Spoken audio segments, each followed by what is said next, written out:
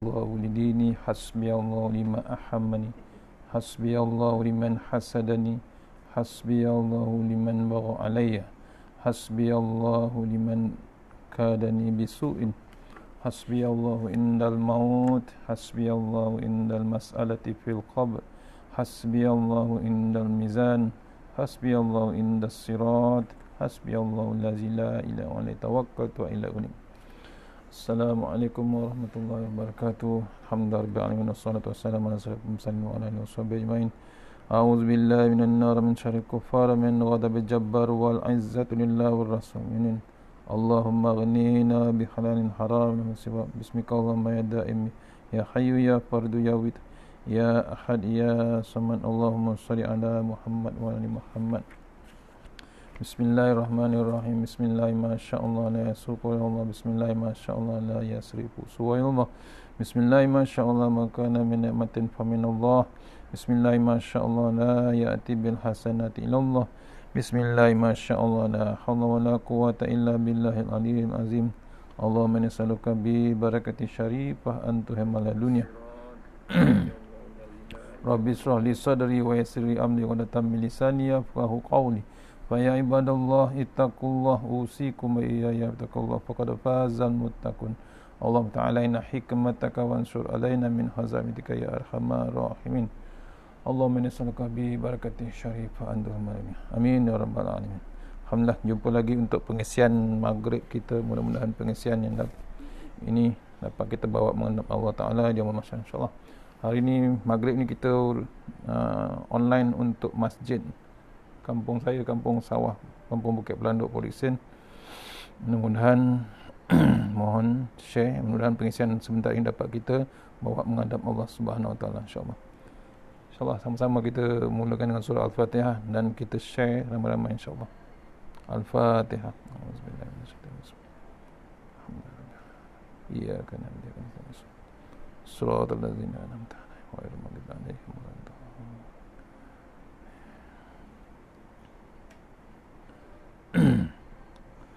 Mohon sahabat-sahabat di kampung sawah share, insyaAllah.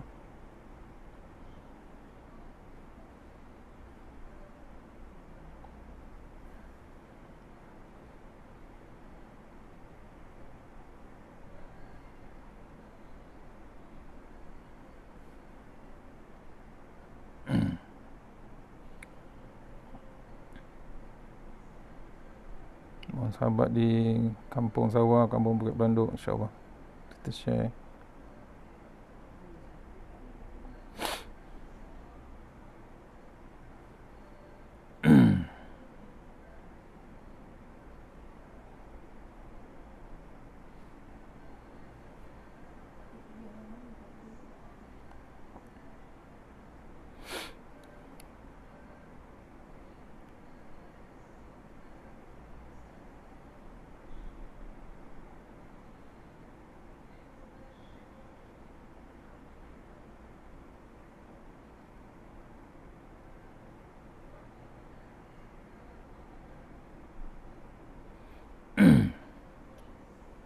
InsyaAllah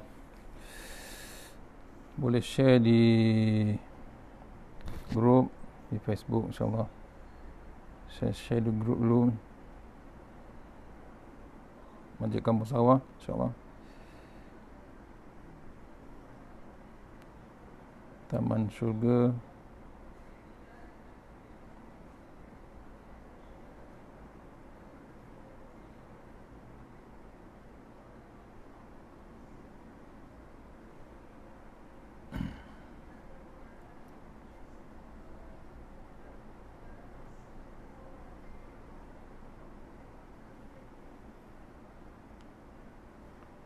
InsyaAllah kita share dulu.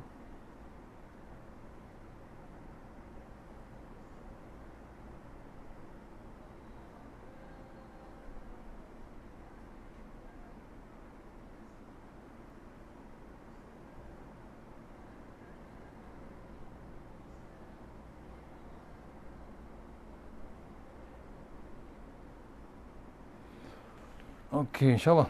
Tajuk ke-22 Sunatullah yang ke-22. Siapa yang kitab ni? Kitab Tuan Guru Dr. Mustafa Umar, ya. Sunnatullah, mengenal Allah melalui sunnatullah, insyaAllah. Tajuk yang ke-22, sunnatullah yang ke-22, iaitu siapa yang mengejar dunia dan akhirat pasti akan merasakan kepuasan batin, insyaAllah. Ya, tajuk dia, siapa yang mengejar dunia pasti mengejar dunia dan akhirat pasti akan merasakan kepuasan batin. InsyaAllah, sama-sama kita baca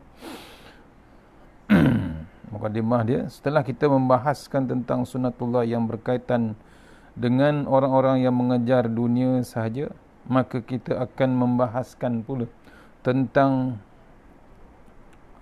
sunnatullah yang berkaitan dengan orang-orang yang mengejar dunia dan akhirat pada waktu yang sama. Jika hanya mengejar dunia saja, dia akan menyesal. Maka siapa yang mengejar dunia dan akhirat pasti akan merasakan kepuasan batin. Ini penulis tulis, ya. Untuk membuktikan kebenaran sunnatullah yang akan kita bahaskan ini, maka dalam mukadimah ini kita akan menampilkan salah satu kisah yang benar dari seorang hamba Allah pada masa lalu yang mengejar dunia dan akhirat, dan hamba itu pun mendapatkan kepuasan dunia dan akhirat tersebut. Hamba Allah itu adalah Nabi Ibrahim alaihissalam. Sebagaimana yang telah kita ketahui bahawa Nabi Ibrahim adalah Nabi yang diberikan oleh Allah kebaikan di dunia dan kebaikan di akhirat. Allah berfirman, A'udzubillahi minasyaitonirrajim, wa atainahu fid dunya hasanah wa innahu fil akhirati laminas salihin. Sadaqallahul azim. Surah An-Nahl ayat 122. Artinya, dan kami berikan kepadanya kebaikan di dunia, dan sesungguhnya dia di akhirat benar-benar termasuk orang-orang yang saleh. Ni dalil menunjukkan Nabi Ibrahim dunia pun dia dapat, kebaikan akhirat lagi hebat dia dapat. Digulungkan dengan orang-orang yang soleh. Di antara kebaikan dunia yang diperolehi oleh Nabi Ibrahim adalah dia mendapat petunjuk sebagai penyampai kebenaran, yakni risalah kepada umat manusia. Beliau dipilih dan diangkat sebagai Nabi dan Rasul di dunia ini. Allah berfirman, A'udzubillahi minasyaitonirrajim, wa man yarghabu an millati Ibrahim illa man safiha nafsah wa laqad istafainahu fid dunya wa innahu fil akhirati laminas salihin. Sadaqallahul azim. Surah Al-Baqarah ayat 130. Maksudnya ataupun artinya, dan tidak ada yang benci kepada agama Ibrahim melainkan orang yang memperbodohkan dirinya sendiri. Dan sungguh kami telah memilihnya di dunia, dan sesungguhnya dia di akhirat benar-benar termasuk orang-orang yang soleh. Ini difirmankan dalam surah Al-Baqarah ayat 130. Tadi diingatkan, ya, siapa yang benci pada Nabi Ibrahim melainkan orang yang memperbodohkan diri. Siapa? Dia membawa kepada bab kebenaran. Seperti manusia biasa lainnya, Nabi Ibrahim juga menginginkan seorang anak sebagai perhiasan hidup di dunia. Namun sudah lama mengidam-idamkannya, akan tetapi belum juga dikurniakan anak. Nabi Ibrahim tetap berdoa tanpa berputus asa. Tidak lama kemudian Allah memberikan seorang anak yang soleh bernama Ismail. Setelah itu seorang lagi bernama Ishak. Ishak mempunyai seorang anak yang juga soleh yang merupakan cucu Nabi Ibrahim, yakni Yaqub. Semua itu adalah anak cucu Nabi Ibrahim yang tidak hanya sebagai anak, akan tetapi juga sebagai Nabi dan Rasul. Bahkan jika diperhatikan dari 25 Rasul dalam Al-Quran, semua mereka yang datang setelah Nabi Ibrahim adalah berasal dari keturunan beliau. Sungguh suatu kebaikan di dunia dan di akhirat pula beliau dimasukkan ke dalam golongan orang-orang yang soleh. Allah berfirman tentang apa yang kita sebutkan ini. Ya. Jadi Nabi Ibrahim untungnya di dunia pun dia minta anak, dia mohon pada Allah Taala dapatkan anak, dapat dia. Dapat anak pula yang hebat, iaitu anak yang soleh, iaitu Nabi Ismail. Kemudian seorang lagi Nabi Ishak. Dua-duanya jadi Nabi. Kemudian ada keturunannya lagi, cucunya, iaitu Nabi Yaqub. Dan tergolong dalam 25 Rasul dalam Al-Quran. Maksudnya nak mengingatkan kita ni, Nabi Ibrahim sebagai pemimpin, sebagai ayah, dia tak berhenti. Yang paling hebat, dia tetap berdoa. Yang hebat tu doa dia, keturunan tu yang dia minta. Keturunan yang hebat, bukan dari segi harta, bukan dari segi pangkat, keturunan daripada golongan-golongan yang soleh. Itu yang sepatutnya kita mohon kepada Allah Subhanahu Wa Taala. Allah berfirman tentang apa yang kita sebutkan, wa wahabna lahu ishaq wa yaqub wa ja'alna fi zurriyyatihi nubuwah wal kitaba wa atainahu ajrahu fid dunya wa innahu fil akhirati laminas salihin. Artinya, kami anugerahkan kepada Ibrahim, Ishak dan Yaqub, dan kami jadikan kenabian dan Alkitab pada keturunannya, dan kami berikan kepadanya balasannya di dunia. Sesungguhnya dia di akhirat benar-benar termasuk orang-orang yang soleh. Ini dalil daripada Al-Ankabut, surah Al-Ankabut ayat 27. Ya, Allah makbulkan doa Nabi Ibrahim. Ya, kasihnya Allah Taala pada Nabi Ibrahim, dapat jadi pemimpin, dapat anak, dapat keturunan yang golongan-golongan daripada orang-orang yang soleh. Dunia pun didapat, akhirat pun dapat. Tu dunia sebenarnya. Ya, dunia maksudnya dapat keturunan yang baik, yang soleh.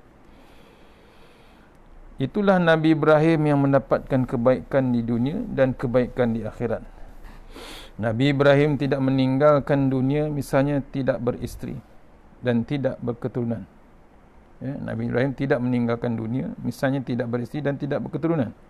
Dan tidak pula beliau hanya untuk beristeri ataupun berketurunan saja. Beliau mencari dunia dan juga akhirat. Akhirnya beliau merasakan kepuasan batin. Ya, katakan kahwin, dia kahwin. Ya, isteri ada dua. Satu anak dapat Ismail, satu lagi dapat Ishak. Dunia, dua-dua dia dapat. Tapi bukan bab keturunan saja dia minta, bab akhirat pun juga dia minta. Pengertian sunnatullah ini, dalam pengertian sunnatullah ini, kita akan membahaskan tentang apakah yang dimaksudkan dengan mengejar dunia dan juga akhirat.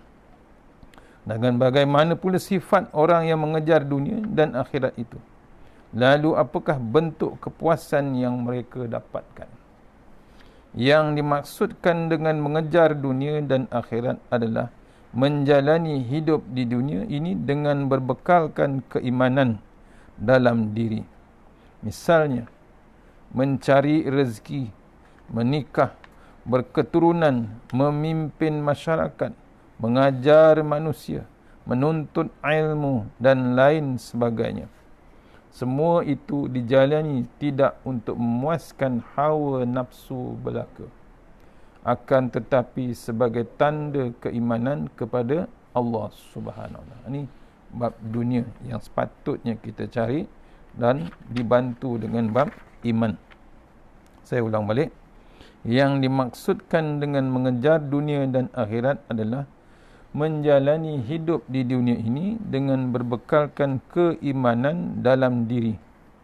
Misalnya, bila ada bab iman dalam diri, bila mencari rezeki, kita tahu rezeki macam mana yang sepatutnya kita cari. Punca rezeki mana yang kita cari, punca rezeki macam mana yang kita mencari. Kemudian rezeki sumber mana, Cara mana kita dapatkan rezeki? Kalau rezeki yang halal, alhamdulillah. Sumber yang halal, alhamdulillah.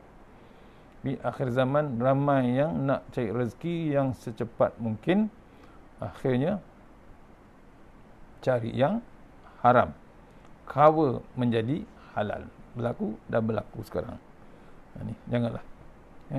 Dengan keadaan semasa sekarang, dengan kritikal, dengan bala yang Allah tunjuk sekarang, dengan peringatan yang hebat Allah tunjukkan, berhentilah cari rezeki yang haram. Kadang-kadang asalnya tidak halal, asalnya tidak haram, tapi dia bersumberkan yang haram. Asalnya halal, kadang-kadang disogok dan dirasuah. Asalnya halal menjadi haram kerana nak share. Contohnya projek tu asalnya halal, tapi nak di-sharekan, yang di bahagian authority pun nak share, yang di luar pun nak share, akhirnya jadi haram. Dia tak ada tengah-tengah. Ada rezeki, dapatlah kerja. Tak ada rezeki, alhamdulillah. Itu saja. Tapi sekarang orang nak cepat, sampai macam-macam, gunakan lisen, gunakan Allah, tuan-tuan, hebatnya zaman sekarang. Akhirnya kadang-kadang Allah selongkar juga. Kadang-kadang Allah hantar SPRM. Contoh sekarang. Ni kita bimbang mencari rezeki tanpa bab keimanan, kita akan terjebak ataupun terserempak ataupun terperangkap dalam bab rezeki yang tidak halal. Pasal apa? Iman kita tidak ada. Ada bab iman tapi tidak teguh. Ada yang 50-50. Ada yang boleh asing-asing. Duit ni daripada yang halal, duit ini daripada yang tak halal. Si asing-asing dalam akaun. Jangan. Hanya kita nak menyuap semua dalam mulut kita dengan halal dengan yang haram. Tidak. Dia takkan jadi normal. Sikit yang masuk yang haram, dia tetap akan jadi haram. Tu kena-kena kita. Mencari rezeki. Bab menikah. Ni menikah pun sama juga. Menikah asalnya halal, kadang-kadang buat ikut suka hati, buat fatwa sendiri, kadang-kadang bab tu pun jadi haram juga, tak ada bab keimanan. Berketurunan, memimpin masyarakat, keturunan pun satu. Ini berbandukan dengan bab nikah tadi. Bab memimpin masyarakat pun sama juga, nak jadi pemimpin, rasuah sana, lobby sana, menghina pemimpin lain pula, mengerjakan, menindas tempat lain pula, macam-macam. Pasal apa? Nak sangat jawatan, nak sangat kuasa. Bila nak sangat kuasa, bila dapat kuasa, tak terjaga pula. Ini kena renung kita. Tu dia kata dalam hadis yang diceritakan ulama, ada yang sampai Rasulullah SAW memberi amaran ataupun beri info, siapa yang terkejar-kejar dengan kuasa tu memang silap besar. Apa itu sebenarnya bila dapat sebenarnya jadi pemimpin, sebenarnya ulama kata bila dapat jawatan menjadi pemimpin, kadang-kadang dia tak perasan dia dapat sebilah pisau yang amat tajam yang akan menyembelihnya kembali. Sebab tu jangan sombong jadi pemimpin, jangan sombong nak jadi pemimpin. Terkejar-kejar. Ni bimbang. Sayyidina Umar, khalifah yang nombor 2. Pemimpin Islam setelah Rasulullah, setelah Abu Bakar, jadi Umar. Waktu dapat jawatan tu pun dia menangis, bimbang, tak terjawab. Tak terjawab dengan soalan-soalan yang Allah akan soal nanti. Pasal apa? Orang yang paling utama akan disoal nanti di akhirat adalah pemimpin. Itu kena renung. Umar menangis dapat jawatan. Sayyidina Umar, yang hebat sebelum Islam pun hebat, selepas Islam pun hebat. Tegas, hebat dengan pengurusan Islamnya. Islamic management dia hebat. Bila dia dapat saja jawatan daripada Sayyidina Abu Bakar, dia menangis. Berbeza dengan zaman sekarang, orang tak dapat jawatan menangis, ataupun tak tentu arah tak dapat jawatan. Kena renung kita. Ni pelik zaman sekarang. Kemudian mimpin masyarakat, mengajar manusia. Tu, bila ada bab keimanan, macam mana kita mengajar manusia, menteladani manusia, kemudian menuntut ilmu. Cara ilmu macam mana sebenarnya kita cari. Bab keimanan, macam mana kita mencari ilmu yang sebenarnya. Ini antara yang untuk menjalani hidup dengan keberkatan berbekal keimanan. Ilmu yang sepatutnya. Contohnya Al-Quran. Itulah yang sewajibnya untuk cari ilmu. Ya. Quran tu ialah panduan kita. Tu sepatutnya kita gunakan Al-Quran. Cari isi dia. Selongkar isinya dan pelajari. Yang paling hebat, amal daripada isi Al-Quran. Semuanya itu dijalani tidak akan memuaskan hawa nafsu belaka, akan tetapi sebagai tanda keimanan kepada Allah SWT. Tu. Bila ada bekal keimanan, semuanya ada bab hebat di dalam dunia berbekalkan keimanan. Sewaktu nak mengambil bab dunia, ya, menjalani hidup di dunia. Semua perkara itu diperolehi dan dinikmati di dunia, dan dalam waktu yang sama juga akan diperolehi dan dinikmati di akhirat kelak. Diperolehi kembali di akhirat kelak kerana keimanan yang ada di dalam diri. Tanpa keimanan, maka bererti hanya mendapatkannya di dunia ini sahaja. Hal itu seperti telah kita jelaskan pada sunatullah yang sebelum ini. Apa yang kita sampaikan ini juga tampak, ya, sampai juga ini tampak dengan jelas dalam ayat yang berkaitan dengan sebahagian sahabat dengan dalam perang Uhud yang menginginkan dunia dan sebahagian lagi menginginkan akhirat. Maksudnya, menginginkan dunia adalah tanpa mempedulikan perintah dan peringatan Rasulullah SAW yang merupakan bahagian daripada keimanan. Ini contoh yang jelas pada zaman perang Uhud, ya. Perang Uhud tu yang dijelaskan tentang dua golongan umat Islam waktu berperang tu dah terkejar dengan bab dunia dan juga satu lagi akhirat. Walhal dah diperintahkan oleh Rasulullah. Nabi dah didik dah. Ya, Nabi dah ajar, bukan cara online. Kita mengaji sekarang online. Nabi didik direct. Talaki, sanad semua cukup. Direct terus pada Rasulullah. Nabi message terus pada dia. Tapi sahabat golongan tersebut, alhamdulillah, separuh ada yang beriman, separuh lagi yang mengejar bab dunia. Tu terjadi waktu perang Uhud, ya. Perang Uhud, Nabi suruh stay, jangan bergerak sehingga dapat perintah Rasulullah. Sebenarnya bila dah dapat perintah tu, bila dengar perintah Nabi itu salah satu pada bab iman, ya, yakin dengan Rasulullah. Tapi segolongan tu tidak memihak pada bab keimanan. Dia memihak pada bab nak mengambil harta rampasan waktu berperang Uhud tersebut. Allah berfirman, A'udzubillahi minasyaitonirrajim. Walaqad sadaqakumullahu wa'dah iz tahussunahum biizni hatta iza fasiltum wa tanaza'tum fil amri wa asaitum min ba'di ma arakum ma tuhibbun minkum man yuridud dunya wa minkum man yuridul akhirah summa sarafakum anhum liyabtaliyakum walaqad afa ankum wallahu zu fadlin 'alal mu'minin. Sadaqallahu azim. Surah Al-Imran ayat 152. Ya. Allah berfirman dengan maksudnya, dan sesungguhnya Allah telah memenuhi janjinya kepada kamu ketika kamu membunuh dengan izinnya sampai pada saat kamu lemah dan berselisih dalam urusan itu dan mendurhakai perintah Rasul sesudah Allah memperlihatkan kepadamu apa yang kamu sukai.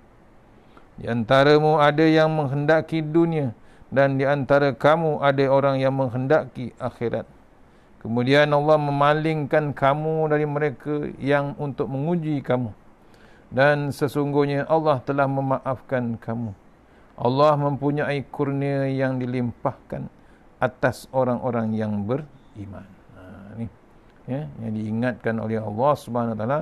Pasal apa? Segolongan dalam perang Uhud tu menampakkan bab kejar bab dunia, kejar harta rampasan, terpaling daripada perintah Rasulullah SAW. Maksudnya mendurhakai perintah Rasul. Padahal Allah telah merestui waktu nak perang tu, mana yang diizinkan tu dibunuh. Bila dah hampir menang, dah nampak harta dunia. Itulah zaman tu lagi manusia dah terkejar, walaupun dah duduk bersama dengan Rasulullah SAW. Kita yang jauh ni, dah 1400 tahun dah ditinggalkan oleh Rasulullah SAW, memang lagi hebat dugaan dengan bab dunia. Tapi Allah hantar mesej sekarang. Allah hantar apa? Allah hantar peringatan yang hebat dengan banjir, dengan gempa bumi, dengan sekarang ni dengan COVID-19. Itu sebenarnya tujuan Allah Ta'ala kalau dirungkaikan oleh ulama-ulama, antaranya nak mengingatkan manusia jangan leka dengan bab dunia, jangan leka dengan bab harta. Baliklah pada Allah, baliklah pada kitab Allah. Pasal apa? Kemungkinan kita leka. Sebelum ni dah turun dah numbers, sekarang dah naik balik 3,000, 4,000. PKP balik jadi 2.0. Pasal apa? Kelekaan kita. Tak nak tengok Quran, tak nak ke masjid, tak nak ke surau, tak nak mengisi bab majlis ilmu. Masih lagi leka dengan handphone, masih lagi leka dengan internet, masih leka dengan dunia di luar. Akhirnya sayangnya Allah Ta'ala dihantar balik virus tersebut. Ini kena. Ingatan Allah Ta'ala tu sebenarnya menyayangi kita, nak mengingatkan balik kita kepada Allah, mengingatkan kita balik pada Rasulullah, mengingatkan kita kepada kitab Allah. Cuma kita yang tak beringat, kemungkinan besar kita masih lagi leka dengan dunia kita. Tolong, takut selepas ni kita tak tahu yang apa benda yang Allah akan hantar. Bimbang apa? Bimbang akan terjadi macam kaum Nabi Lut. Ada tak kaum tu sekarang? Ada lagi. Dah ada balik, siap melawan lagi, siap buat persatuan lagi, siap ada lagi peguam lagi, menyokong tindakan persatuan kaum Nabi Lut yang dahulu ditimbulkan balik. Bimbang kan? Kalau kita pun bersubahat atau bersetuju juga untuk membiarkan dia merebak, kebimbangan ini kadang dahsyat. Kalau kaum Nabi Lut Allah boleh angkat, tenggelamkan di laut masin, kita bagaimana? Kaum Nabi Saleh Allah jerkah dia dengan suara yang hebat. Kaum Nabi Shu'aib dengan rasuah, dengan ekonomi yang menipu, macam-macam baru diterangkan dalam Al-Quran. Bergelimpangan, bergegar bumi, mati. Yang paling saya tak tahan tu, ada setengah tu menceritakan mati tu macam burung mati, menyarap, menggigil-gigil, kerjakan hukuman Allah Subhanahu Wa Taala. Agak-agak kita macam mana pula kalau kita masih lagi dengan kedegilan kita yang terus dengan bab dunia kita nak kuasa dan macam-macam. Ni kita tak tahu. Ni Allah hantar COVID pun kita tak terdaya. Agak-agak lepas ni terdaya tak kita Allah nak buat apa selepas ni. Cuba renung ayat-ayat Allah Subhanahu Wa Taala. Selanjutnya akan dibahas bagaimanakah sifat seseorang yang mengejar dunia dan akhirat itu. Dua-dua dia kejar. Secara ringkasnya dapat kita sebutkan sebagai berikut. Yang pertama, orang yang mengejar dunia dan akhirat ini, pertama, meyakini bahawa di sana ada akhirat sebagai tempat menerima balasan atas segala yang telah dilakukan di dunia ini. Ni orang yang kejar dunia akhirat ni, dia yakin bahawa di akhirat nanti ada tu tempat yang menerima balasan atas segala apa yang dilakukan di dalam dunia. Dia yakin ada balasan di akhirat. Sebab tu dia buat yang sebenar-benarnya. Firman Allah Subhanahu Wa Taala, A'udzubillahi minasyaitonirrajim. Wallazina yu'minuna bima unzila ilaika wa ma unzila min qablika wa bil akhirati hum yuqinun. Sadaqallahul azim. Dan mereka yang beriman kepada kitab, yakni Al-Quran, yang telah diturunkan kepadamu, dan kitab-kitab yang telah diturunkan sebelum, ketika serta mereka yakin akan adanya kehidupan di akhirat. Al-Baqarah ayat nombor 4. Ni, ya. Antara mereka yang beriman dengan kitab Quran yang diturunkan kepada kita, kitab-kitab yang telah diturunkan sebelum kita, serta mereka yakin akan adanya kehidupan akhirat. Dia yakin. Kitab Quran, bukan kitab sebelum Quran pun dia yakin. Zabur, Injil, Taurat, Suhuf Nabi Ibrahim, ya, akhirnya dikumpulkan sekarang menjadi Al-Quran. Tambah lagi dengan hebatnya Al-Quran. Yakin dia? Yakin. Nabi sebelum pun dia yakin. Dia beriman apa yang diturunkan sebelum ini pun dia beriman, apalagi dengan Al-Quran. Kemudian dia yakin adanya kehidupan di akhirat. Ini orang yang mengejar dunia dan akhirat. Dunia pun dikejar, akhirat pun dikejar. Dia yakin ada balasan. Itu dipanggil hidup sesudah mati, itu pun dia yakin. Ada satu lagi kehidupan yang dipanggil hidup sesudah mati. Yang kedua, sifat seorang yang mengejar dunia dan akhirat itu, yang kedua, berbuat sesuatu di dunia ini untuk mendapatkan balasannya di dunia ini dan juga di akhirat. Ini poin penting. Yang kedua, orang yang mengejar dunia dan akhirat ni, dia berbuat sesuatu di dunia ini untuk mendapatkan balasannya. Dunia dia dapat, akhirat pun dia dapat. Dia buat, itu tujuan utama dia. Maka orang tersebut akan memastikan apa yang dilakukannya adalah benar. Kerana jika tidak benar, berarti tidak akan diterima oleh Allah.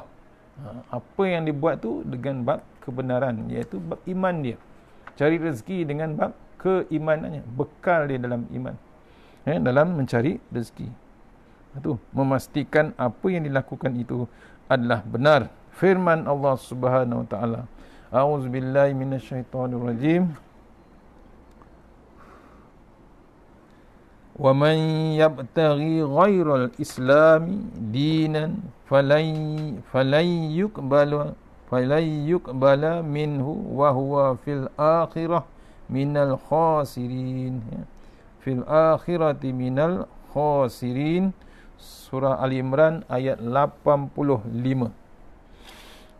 Artinya, siapa mencari agama lain, siapa mencari agama selain agama Islam, maka sekali-kali tidaklah akan diterima, yakni agama itu, darinya, dan dia di akhirat termasuk orang-orang yang rugi. Surah Al-Imran ayat 85. Ini dia yakin. Orang yakin, dia yakin dengan ayat ni, cari agama selain daripada Islam, maka sekali-kali tak akan diterima agama tersebut, dan dia di akhirat termasuk golongan yang rugi. Dia tahu Islam menguntungkan dia dunia dan akhirat. Tu kata tuan guru saya ulang pagi tadi, cari tanam padi, tumbuhnya lalang. Lalang pun tumbuh. Tanam lalang, padi takkan tumbuh. Cari dunia, cari akhirat, dunia pun dapat. Cari dunia, akhirat belum tahu. Tu maksudnya sebegitulah. Di samping itu juga akan memastikan bahawa ia melakukannya dengan ikhlas di dalam hati, kerana tanpa keikhlasan bererti akan sia-sia. Bila buat satu benda dalam dunia, yakin dengan bab ikhlas, membulat terus kepada Allah Subhanahu wa taala, lillahi ta'ala. Allah berfirman lagi, a'udzubillahi minasyaitonirrajim, ya ayyuhallazina amanu la tublitu sadaqatikum bil manni wal adza kallazi yunfiqu malahu ria'an nasi wa la yu'minu billahi wal yaumil akhir famasaluhu kamasali safwani alaihi turabun fa asabahu wabilum fatarakahu salda la yaqdiruna ala syai'in mimma kasabu wallahu la yahdil qaumal kafirin. Sadaqallahul azim. Surah Al-Baqarah ayat nombor 264. Artinya, hai orang-orang beriman, janganlah kamu menghilangkan yakni pahala sedekahmu dengan menyebut-nyebutnya dan menyakiti yakni perasaan si penerima, seperti orang yang menafkahkan hartanya kerana riak kepada manusia dan dia tidak beriman kepada Allah dan hari kemudian. Maka perumpamaan orang itu seperti batu licin yang di atasnya ada tanah. Kemudian batu itu ditimpa hujan lebat, lalu menjadilah dia bersih dan tidak bertanah. Mereka tidak menguasai satu pun dari apa yang mereka usahakan. Dan Allah tidak memberi petunjuk kepada orang-orang yang kafir. Al-Baqarah 264. Maksudnya, buat sesuatu kebajikan dalam dunia, janganlah kita berasa nak menunjuk, nak mengangkat diri sendiri. Ini didalilkan dalam Quran ni, bab ikhlaskan kita, keikhlasan. Janganlah kamu menghilangkan pahala sedekahmu. Elok kita bersedekah, tak kira RM1 ke RM1 ke, tapi jangan kita hilangkan bab sedekah. Bukan hilang sedekah tu, bab pahalanya, balasannya daripada Allah Ta'ala. Pasal apa? Bila bersedekah, sengaja menyebut-nyebutnya, ya, dengan menyebut-nyebut dan menyakiti yang menerima, yang diinfak tu, disebut-sebut apa yang diinfak tu, penerima pula dengar, seperti orang yang nafkahkan hartanya, nak menunjukkan riak dia, hebatnya yang dia tu berharta kepada manusia dan dia tidak beriman kepada Allah di hari kemudian. Tu diumpamakan kosong belaka. Tu hilang macam tu. Dia ingat pahala dia hebat, tapi sebenarnya tak ada apa-apa, kosong belaka. Itu yang kadang-kadang jadi bankrupt atau muflis. Dunia kaya, akhirat dia muflis. Pasal apa? Bab riak dan menunjuk. Di samping itu juga akan bersungguh-sungguh dalam melakukannya dan akan berusaha sesempurna mungkin. Allah berfirman, fa'atahumullahu sawabad dunya wa husna sawabil akhirah wallahu yuhibbul muhsinin. Sadaqallahul azim. Surah Al-Imran ayat 148. Artinya, kerana itu Allah memberikan kepada mereka pahala di dunia dan pahala di akhirat. Dan Allah menyukai orang-orang yang berbuat demikian. Maksudnya dia membuat satu kebaikan, kebajikan, menyungguh lillahi ta'ala. Dia mencubanya sesempurna mungkin. Buat seikhlas yang hebat di sisi Allah Ta'ala. Bukan pasal manusia. Dia nak dekat dengan Allah Subhanahu Wa Ta'ala. Tu orang sifat, ya, sifat orang yang mengejar dunia dan akhirat. Itu baru nombor 2, ya. Nombor 2, kita kena sambung lagi, panjang lagi cerita ni. Dah masuk isyak, kita sambung esok insya-Allah subuh, ya, lepas subuh, lepas my Quran time subuh esok, kita sambung tajuk ini bahagian 2. Nombor 3, sifat orang-orang yang mengejar dunia dan akhirat. Ya, panjang bab ni. Mudah-mudahan pengisian ni kita dapat belajar, ya, dapat belajar kita bab siapa, ya, sunatullah, siapa yang mengejar dunia pasti, ya, siapa yang mengejar dunia dan akhirat pasti akan merasakan kepuasan batin. InsyaAllah takat tukut malam ni kita sambung esok subuh, ya, untuk surau lain, majlis lain kita dapat mencari bab ilmu sunatullah yang ke-22 insyaAllah. Mana yang terbaik daripada Allah SWT, mana yang lemah daripada saya sendiri, kita ucapkan ribuan terima kasih pada Masjid Kampung Sawah, Bukit Pelanduk, Poriksen, kampung saya. Mudah-mudahan pengisian ini dapat kita bekalkan, dapat kita share semua Bukan nak mengajar, cuma nak share ilmu yang sedikit ini, insyaAllah. Kita sudah dengan surah Al-Fatihah. Bismillah. Iya kan, surat al-azim ghairil maghdubi alaihim waladdallin. A'udzu billahi minasyaitonir rajim. Bismillahirrahmanirrahim. Allahumma tawwil a'marana wassahi ajsadana wa nawwir qulubana wasabbir imanana wa ahsin a'mal wasi' arzaqana wa ilal khairi qaribna wa anis syari' bina wa wadina fid din wa dunya wal akhirah. Ya Allah, panjangkan umur kami, sihatkan badan kami, terangkan hati kami, tetapkan iman kami, elokkan amalan kami, luaskan rezeki kami, dekatkan kami kepada kebajikan, jauhkan kami daripada kejahatan, tunaikan hajat kami. Allahumma anta rabbi la ilaha illa anta khalaqtani wa ala ahdika wa adika mastata'tu a'udzubika min syarri ma sana'tu wa laka bi ni'matika alayya wa bi dzambi faghfirli fa innahu dzunuba illa anta tasanna bil jabar wa tasamna bil malakut allazi la yamut isrif annal bala wal waba innaka ala kulli syai'in qadir. Bismillahirrahmanirrahim. Bismillah ma sya'allah la yasuqu ya Allah. Bismillah ma sya'allah la yasrifu suwa ila Allah. Bismillah ma sya'allah makana min ni'matin fa min Allah. Bismillah ma sya'allah la ya'ti bil hasanati illa Allah. Bismillah ma sya'allah la hawla wa la quwwata illa billahil aliyyil azim. Bismillahirrahmanirrahim. Bismillah khairil asma. Bismillahillazi la yadurru ma asmi azza. Bismillahil kafi, bismillahil muafi, bismillahillazi la yadurru ma asmihi syai'un fil ard wa la fis sama' wa huwas samiul alim. Bismillahi ala nafsi wa dini, bismillahi ala ahli wa mali, bismillahi ala kulli syai'in a'tanihi rabbi. Allahu akbar, Allahu akbar, Allahu akbar.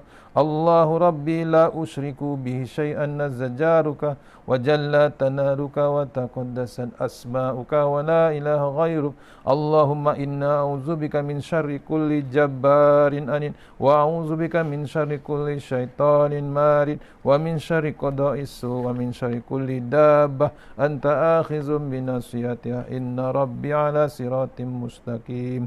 Tahassanna bizul jabaru wa tasamna bimalakut allazi la yamut isrif annal bala wal waba innaka ala kulli syai'in qadir. A'udzu billahi minan nar min syarril kuffar min ghadabil jabbar wal izzatu lillahi wal rasul minin. Allahumma aghnina bihalalin haramik wa bifadlin siwak. Bismikallahumma ya daim ya hayyu ya fardu ya witr ya ahad ya samad. Allahumma salli ala Muhammad wa ala ali Muhammad. Subhanallahil aliyyil dayyan, subhanallahil syadidil arkan, subhana man yazhabu bil laili wa ya'ti bin nahar, subhana man la yushghiluhu sya'nu an sya'an, subhanallahil hannani mannan, subhanallahil musabbahi fi kulli makan. Rabbana atina fid dunya hasanah wa fil akhirati wa qina azabannar wa qina azabannar wa qina azabannar. Wa sallallahu wasallam alhamdulillahi rabbil alamin. Assalamualaikum warahmatullahi wabarakatuh. Insyaallah. Terima kasih. Jumpa esok subuh untuk